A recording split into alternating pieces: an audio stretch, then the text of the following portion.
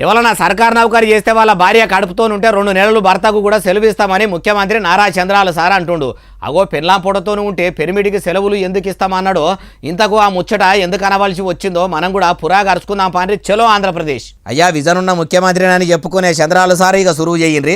ఎవరైతే గవర్నమెంట్ లో పనిచేసే వాళ్ళందరికీ భార్య భర్త ఈక్వల్ పేరెంటింగ్ అది చేయాలనుకున్నప్పుడు మగవాళ్ళకు కూడా రెండో బిడ్డ అయితే 1 నెల అదనంగా పేరెంటింగ్ కోసం లీవ్ గ్రాంట్ చేస్తాం.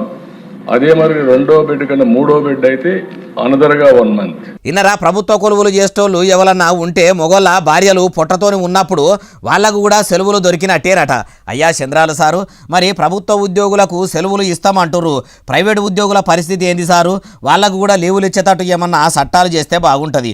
ఇంకో ముచ్చట ఏంటంటే అప్పట్లో మీరే ముఖ్యమంత్రిగిరి ఎలగబెడుతున్నప్పుడు ఎక్కువ మంది పోరగాన్లు పుడుతుండ్రని కుటుంబ నియంత్రణ ఆపరేషన్లు చేయించిర్రు. ఇప్పుడు మళ్ళా పోరగాన్లు తక్కువ మంది పుడుతుండ్రని మళ్ళా కనుమని చెప్తుండ్రు. మీకు ఓట్లేసిన ప్రజలు మీకు ఆట బొమ్మల లెక్కనే అనిపిస్తున్నట్టున్నారు కదా.